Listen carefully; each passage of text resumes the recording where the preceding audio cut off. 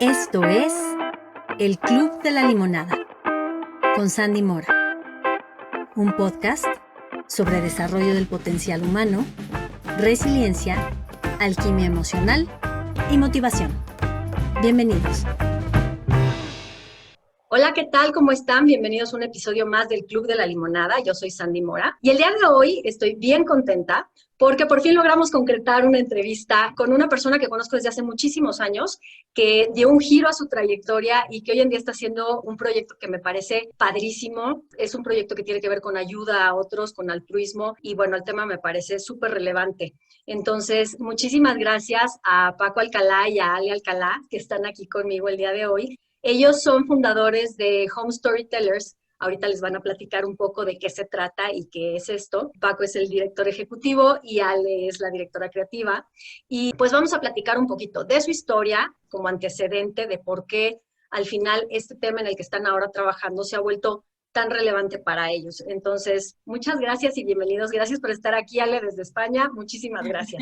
Gracias a ti. Gracias. Platíquenos un poquito para dar un poco de contexto. ¿Cuál es la historia de ustedes como familia y como expatriados o como nómadas, digamos? ¿Y por qué al final acaban sensibilizándose ante este tema de el cambio de residencia y el cambio de lugar de vida? Bueno, si quieres empiezo y ya le puede dar su perspectiva. Al final de cuentas, el tema de migración, pues no solo empezó a través de mi trabajo en Kellogg's. De hecho, pues fue un tema familiar desde que yo era niño. Mi papá siempre tenía la ilusión de emigrar a los Estados Unidos y siempre era un tema en la familia y íbamos de vacaciones a San Antonio, nos íbamos en carretera y siempre era el tema de que algún día él iba a emigrar a los Estados Unidos. Entonces eso se dio y ahora tanto mis papás como mis hermanos y sus familias viven en los Estados Unidos. Bueno, yo soy el que vivo en México, Ale vive en Barcelona, en España. Pues ha sido un tema pues desde que me acuerdo.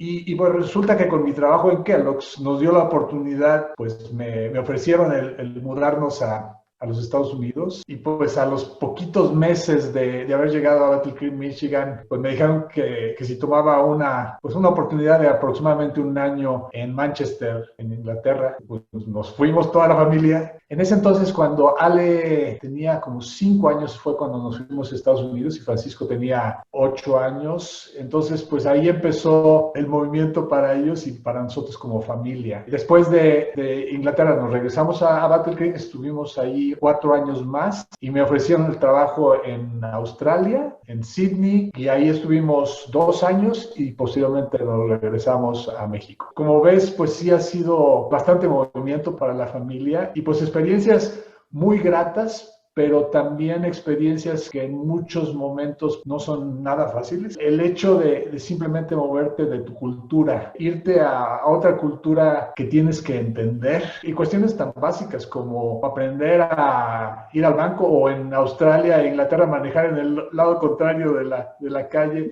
Son detallitos, pero que van generando unas situaciones de estrés que pues tienes que superar. Mi experiencia ha sido bastante diferente de la de mis papás, creo por mi edad, viviendo estos cambios. Lo que sí puedo decir es que mi papá dice, ¿no?, que uno cuando se mueve tiene que intentar entender la cultura donde llega. Pero también lo que pasa y lo que yo notaba como niña es que mucha gente no entendía la cultura de la que yo venía. Pues yo, por ejemplo, me sentía muy diferente y por mucho tiempo me daba vergüenza hablar en español.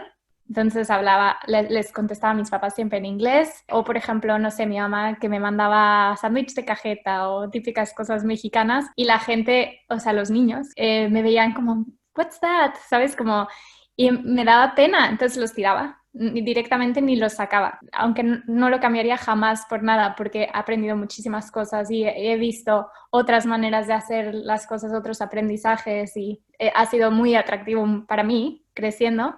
También hay ese lado que como niño sentirte diferente pues es difícil, hasta que llega el punto que te das cuenta, bueno, las diferencias son buenas, ¿no?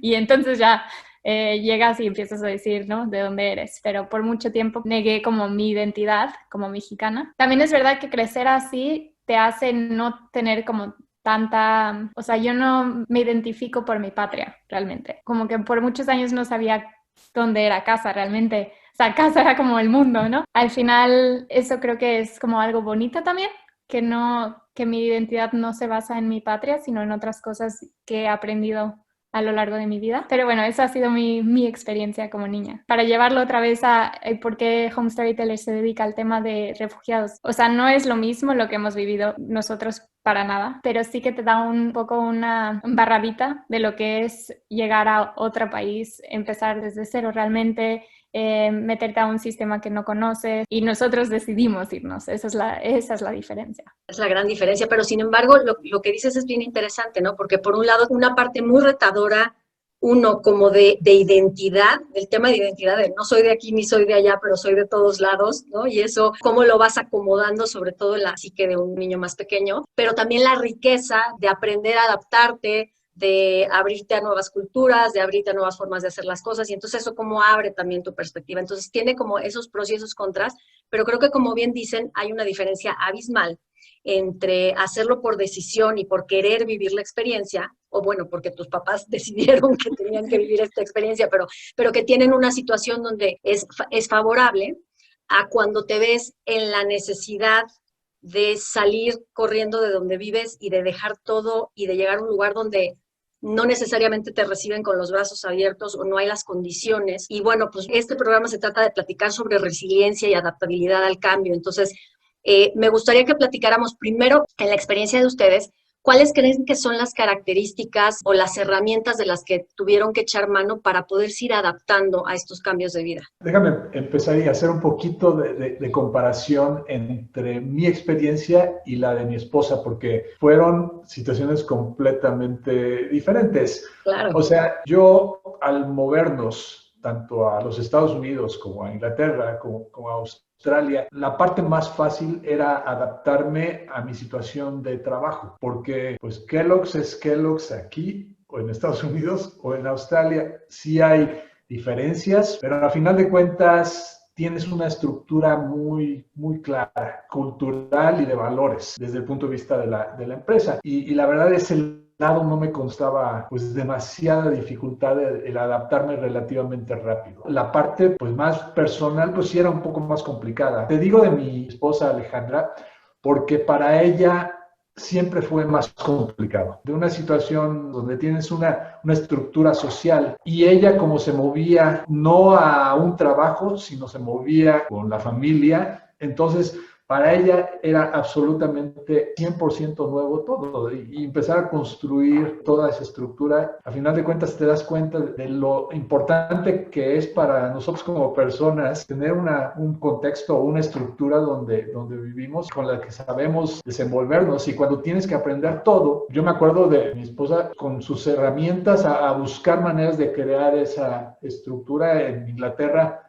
ella decidió dar clases de cocina mexicana, empezar a forzarse a generar esa nueva estructura social que para ella es tan importante. Los dos puntos aquí, que la estructura nos ayuda. Cuando nos rompen la estructura, tendemos a empezar a caminar en tierra floja, y cómo a través de pues, ser proactivos también puedes empezar tú a crear tus propias estructuras, forzándote cuando te sacan de tu lugar. Es como difícil para mí decir eso porque al ser tan niña, cuando hicimos todas estas mudanzas, parte de ser niño es tener las herramientas estas de adaptarse a lo que te enfrentas y aprender rápido lo que... No, o sea, no llevas como 30 años haciendo las cosas de una manera, sino fue durante los 5 años hasta los 12 que regresamos a México. Creo que el momento así como donde más frontera sentí fue con el idioma.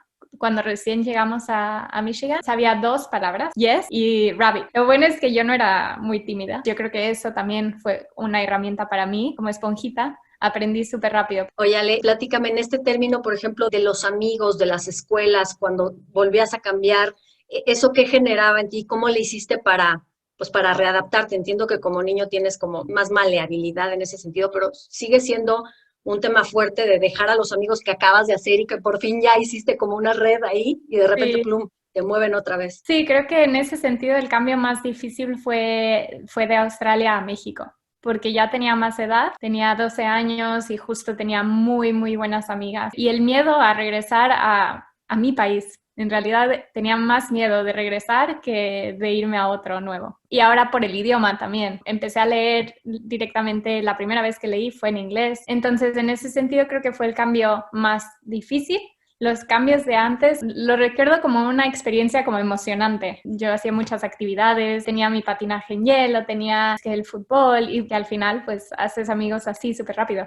y eso que creo que ayudó mi personalidad. A lo mejor mi hermano, que es un poco más tímido, lo tuvo más difícil y también tenía más edad. Para él yo creo que fue muy diferente a cómo lo viví yo. Oigan, y entonces cuéntenme, ¿qué pasa ahora con este nuevo proyecto que arrancan? ¿Qué los lleva a tomar esta decisión? ¿Cómo se inclinan hacia este tema? Platíquenle a la gente que no conoce Home Storytellers de qué se trata y de qué va y por qué nace. Yo llegué al punto que cumplí 25 años en Kellogg's y en ese momento tenía como 45 años. Pues empecé a realmente pensar si pues quería seguir pues muchísimos años ahí en Kellogg's o quería hacer algo más. Más o menos en ese tiempo también, de hecho, por un regalo de mi equipo en Estados Unidos, cuando nos fuimos a Australia, me regalaron una cámara digital que en aquel momento era de 2.1 megapíxeles. Y esa cámara me la llevé a Australia y Australia es súper bonito, vivíamos en un lugar precioso. Entonces empecé a usar esa cámara y empecé a enamorarme de la fotografía. Y pues empecé a estudiar, comprar muchísimos libros y poco a poco pues le di más seriedad a este tema hasta que decidí meterme a una maestría en línea con la Academy Fire University en San Francisco para fotografía. Eso mientras todavía trabajaba en Kellogg, pero pues con eso se fue afinando mi perspectiva de que quería trabajar en el arte visual, pero también empecé a sentir que necesitaba involucrar la parte social, sin saber cómo le íbamos a o cómo le iba a hacer, pero empezó a darse esta idea de cómo hacerle para crear un proyecto que pudiera utilizar el arte visual, que pudiera ser bueno desde el punto de vista de cambio social. Y pues con el tiempo, cuando tienes una visión, poquito a poco las ideas van llegando y vas probando algunas cosas, hasta que esto era ya tan fuerte que a finales del 2013 me retiré de Kellogg's para darle más velocidad a la maestría. Pues así pasaron un par de años y luego empecé a hablar con Ale acerca de este proyecto y pues ella te puede decir su perspectiva en este momento. ¿Cómo fue para ti, Ale? Pues justo en esa época había trabajado 3 años en una agencia de comunicación y eventos. Estudié diseño gráfico en una universidad de diseño aquí en Barcelona. El tercer año creo que fue que estuvimos trabajando con video. Me súper enamoré. Empecé en esta agencia donde estaba en el equipo de creatividad, tenía como la oportunidad de estar en varias partes del proceso creativo y por eso pude como experimentar con animación, con diseño y con video. Pero bueno, eventualmente después de como 3 años de trabajar ahí, los proyectos como que no me llenaban o no sentía que tuviera como algún tipo de impacto positivo en la vida de la gente alrededor de mí o un poco más allá. En ese año como que empecé un proceso de ir a hablar con diferentes estudios, diferentes productoras. Me metí a un máster de animación, pero al final justo cuando terminé esto fue cuando mi papá me llamó para contarme esta idea que había tenido y no me pudo llegar en mejor momento, la verdad. Nada, empezamos a hablar de esto y como desarrollarlo un poco más, lo estuvimos como trabajando juntos hasta que llegó el día en el que ya pude dejar mi trabajo y dedicarme 100% a Home Storytellers. Para la gente que no sabe qué es Home Storytellers, ¿de qué va Home Storytellers? ¿De qué se trata? Es una idea que pues ha evolucionado desde que la lanzamos en el 2018. Inicialmente era más enfocada a cuestiones de migración, pero poco a poco Ale y yo decidimos que nos queríamos enfocar totalmente en el tema de las personas refugiadas. Nos atrajo muchísimo porque a final de cuentas estas son personas que no han decidido moverse, sino que la situación de su país, de su lugar de origen, los forzaron a moverse para proteger su vida en la mayor parte de los casos. Realmente son las personas más vulnerables para nosotros desde el punto de vista de la migración. Y otra cosa que nos atrae mucho es el hecho de que mucho de lo que escuchamos en medios y en documentales es que se habla mucho del problema de las personas refugiadas, pero nosotros queríamos más enfocar lo que nosotros decimos a la solución del problema y no tanto al problema en sí. Entonces, así es como ha evolucionado Home Storytellers. Nos gusta decir que somos contadores de historias sobre soluciones que están enfocadas a la autosuficiencia de los refugiados. Y estas historias pues las contamos a través de documentales o de fotografía o de audio. Quizás agregaría que en nuestra manera de hacerlo nos intentamos alejar de lo que serían como piezas de marketing. Creemos que hay como mucho más fuerza de llegar al corazón de alguien a través de videos que son más cinematográficos, y por eso como el estilo, la calidad, todo lo que hacemos lo intentamos como llevar un paso más allá, y también cómo contamos la historia. Aunque estemos intentando reflejar el trabajo de una organización, que es la solución de la que habla mi papá, sino lo contamos a través de la historia de una persona que ha sido tocada por esta organización. Entonces, a través de su historia personal se refleja el trabajo que hace la organización, pero nunca se está hablando directamente de la organización, y creemos que esta es una manera más eficiente y pues trae más cercanía al final, hace que las personas puedan conectar más y sentir más empatía, y es ahí donde vamos, porque lo que queremos es generar esta como conexión emocional, porque es ahí lo que lleva a actuar. Algo que tenemos que añadir es que somos una organización sin fines de lucro y nuestro alcance geográfico es en cualquier parte del mundo. Lo que nosotros estamos buscando son las soluciones, y que sean soluciones muy buenas y efectivas y que estén pues cambiando la vida de muchas personas refugiadas, y que a través del trabajo que nosotros hacemos esas soluciones puedan tener mucho más visibilidad y mucho más soporte. Esa era como la aclaración que quería hacer. La forma que tienen ustedes de ayudar es, generan estas historias a través de la narrativa visual que cuentan los beneficios o el impacto directo en la vida de las personas que están apoyadas por alguna asociación, buscando que esta asociación pueda hacer uso de ese material para recaudar más fondos y seguir ayudando. ¿Es correcto? O sea, una de las formas es a través de ayudar a estas organizaciones a conseguir más fondos, pero habrá ocasiones en el futuro que lo que se necesita es que haya un cambio de perspectiva en la sociedad. También habrá ocasiones en las que se requiera que se cambien las leyes y que algún documental pueda ayudar a eso. Entonces, sí, yo creo que mucho puede ser para ayudar a generar más fondos para las organizaciones que tienen las soluciones, pero también nosotros creemos que nuestras historias pueden ayudar a otros temas como esos. Exacto. Padrísimo.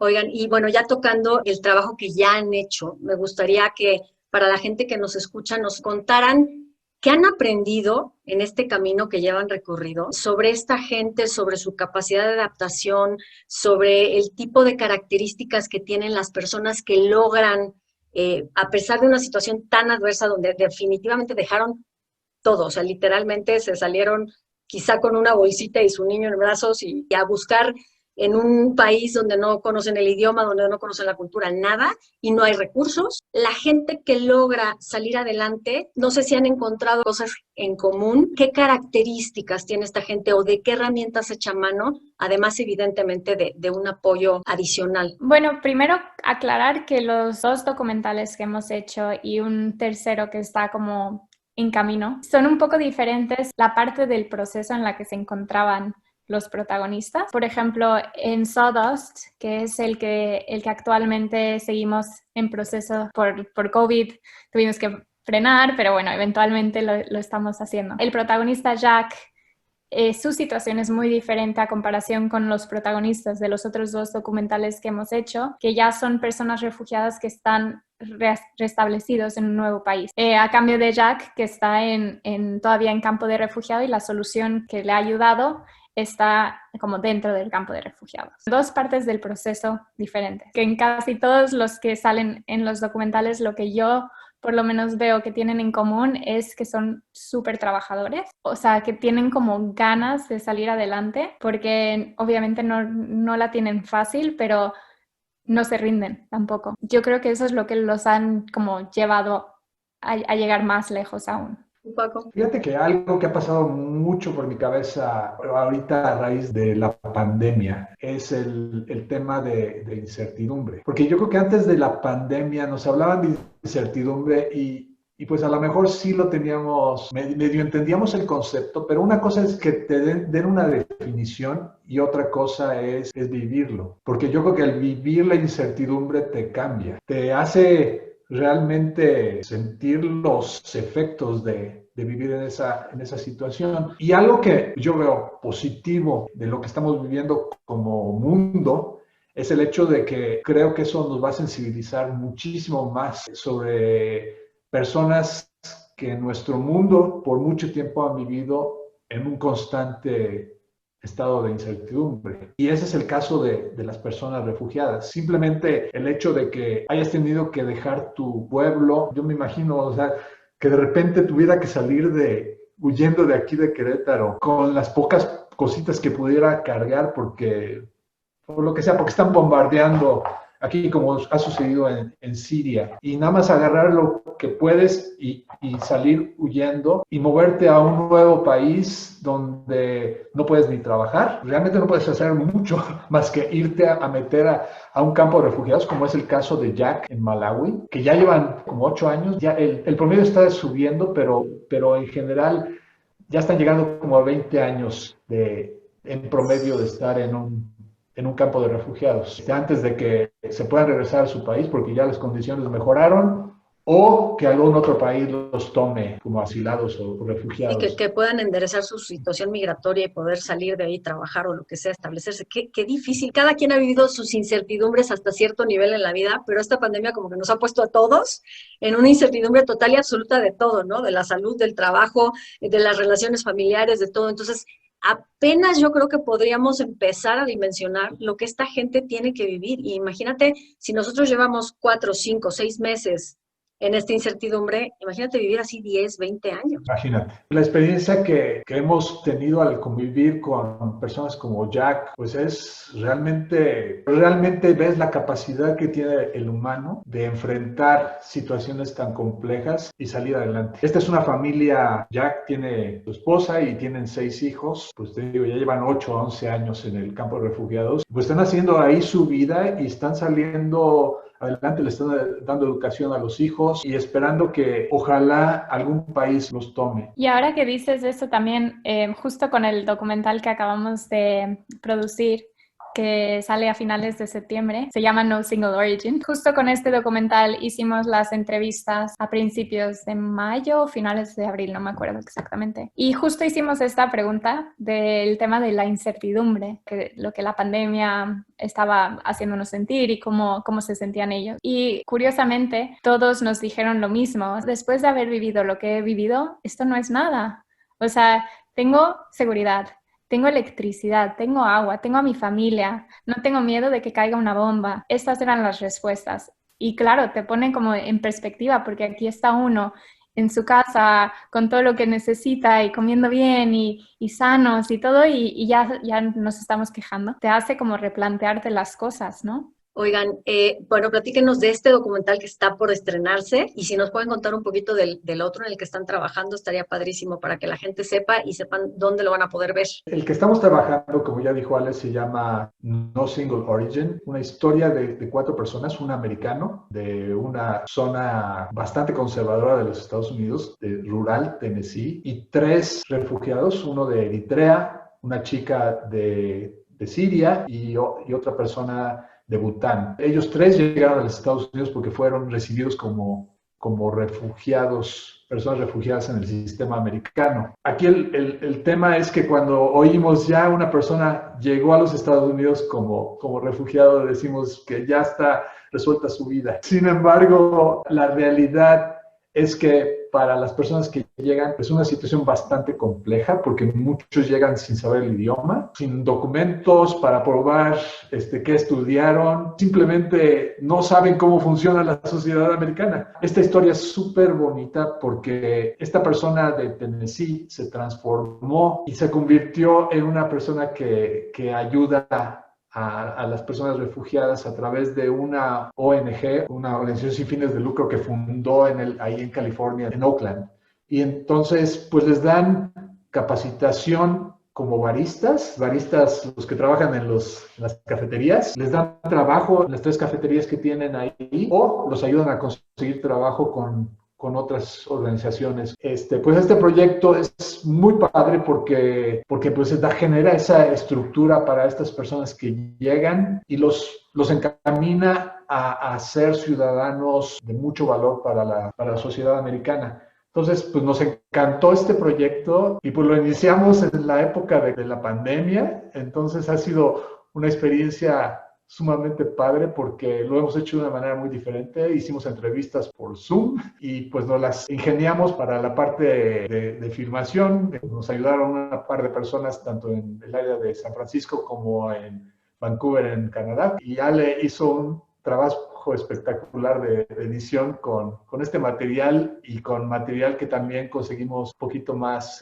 antiguo. Quería comentar que una de las cosas que nos enamoró de la organización a la que estamos apoyando con este documental es el hecho de que además de que les ayudan como a empezar su vida laboral, la importancia que le dan a la parte de la comunidad es extremadamente alta y es extremadamente importante. Y es que es chistoso porque cuando recién empezamos este documental estábamos intentando seleccionar una historia que íbamos a contar en la que pudiéramos reflejar el trabajo de la organización que se llama 1951 Coffee. Entonces justo estábamos hablando con Doug, que es el fundador, nos dice, bueno, podríamos contar la historia de mí y 3 personas más. Y claro, al principio dijimos como, uy, no sé, porque no solemos como meter al director de la organización por eso que comentamos hace rato, ¿no? Que no queremos que se haga una pieza como muy de marketing y todo esto. Pero dice, no, es que o sea, es la historia de una amistad. Entonces, bueno, cuanto más nos íbamos como enterando de la historia, es de hecho súper bonito porque es como una persona más de la cafetería, o sea, es una persona más del grupo, o sea, hacen todo juntos, o sea, se van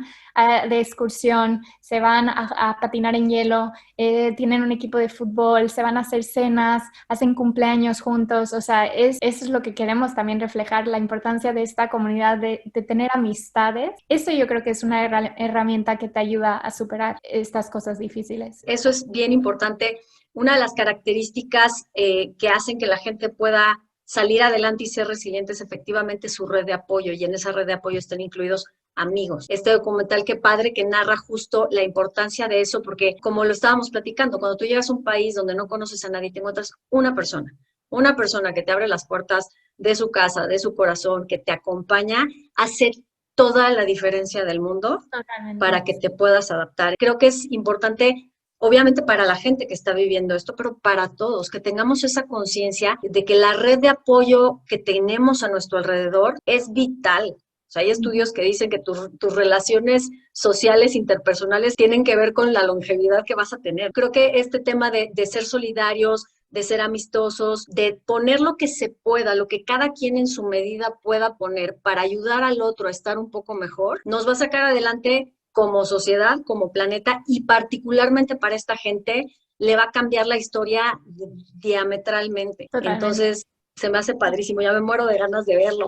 ¿Dónde se va a poder ver? Estamos trabajando junto con la organización 1951 Coffee, el plan de publicación del documental. Va a ser para finales de septiembre cuando empecemos a ejecutar este plan de comunicación, pero sí les podemos decir que tanto en Instagram como en Facebook pueden ver en Home Storytellers, ahí vamos a estar publicando las fechas y el cómo se puede acceder al documental. Estamos planeando que haya pues la presentación del documental y también un panel de discusión y preguntas y respuestas. Va a estar padre. Qué padre. Y entonces, bueno, ya diste las cuentas de Instagram y de Facebook. ¿Cómo los puede apoyar la gente, más allá de ver el documental? ¿De qué otra manera la gente podría apoyar a que ustedes sigan haciendo este trabajo, a que las asociaciones sigan funcionando y proveyendo estas plataformas para ayudar a esta gente, ¿de qué manera podemos invitar a que la gente se sume? Como te decía, somos una organización sin fines de lucro. Estamos basados en los Estados Unidos. Afortunadamente, hemos recibido mucho apoyo de muchas personas que han decidido unirse al proyecto a través de donativos. Eso se ve la solidaridad de muchas personas que quieren involucrarse de alguna manera y apoyar esta idea de que estas soluciones se hagan más grandes. Yo creo que el hecho de poder ver lo que estamos haciendo y entender más el tema, y cuando las personas se sienten atraídas por este tema, pues compartirlo en sus redes sociales. También para el caso del proyecto con 1951 vamos a tener la posibilidad de que las personas que quieran puedan hacer su propio, le llamamos screening, no sé cómo puedes organizar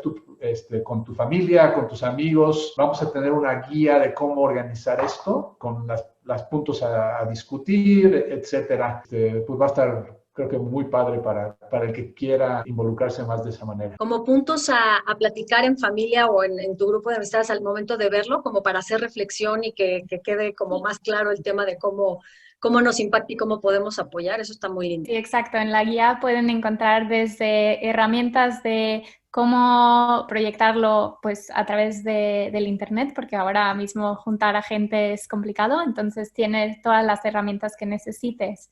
Tiene también para descargarte imágenes por si quieres compartir, porque ahorita nos ayuda muchísimo compartir, contarle a un amigo, sobre todo compartir es como la acción más fácil que tiene mucho impacto. Y también en esta guía, pues eso, tienes las preguntas para poder empezar conversaciones. Porque al final de lo que se trata, quizá podamos sentir que es como muy lejano, ¿no? Es la gente en África o esta gente que viene de distintos lugares del otro lado del mundo y están en Estados Unidos, pero la realidad es que en todos los países hay exiliados. De hecho, en nuestro primer documental, el protagonista está viviendo en México. O sea, es bastante más cercano de lo que la gente se imagina. Uno, lo que comentabas, Ale, darnos perspectiva, ¿no? De dónde estamos nosotros y agradecer lo que tenemos y por otro lado, sensibilizarnos a, ok, yo tengo posibilidades que quizá otros no tienen y que lo poquito que yo pueda o mucho que yo pueda hacer por apoyarlos, por abrirles oportunidades o simplemente por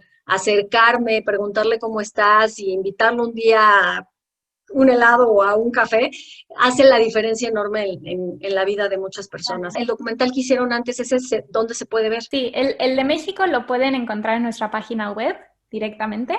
Es un documental que dura 10 minutos. Y el de Malawi todavía no está, pero sí que está el trailer. Eso lo recomendamos muchísimo porque ahí pues te haces una idea de la historia que vamos a contar, pero además conoces a los protagonistas. Y digo los protagonistas porque aunque la historia es alrededor de Jack, tiene sus hijos que son parte del documental y que nos sorprendieron cuando estuvimos ahí con ellos en su casa, que son músicos buenísimos.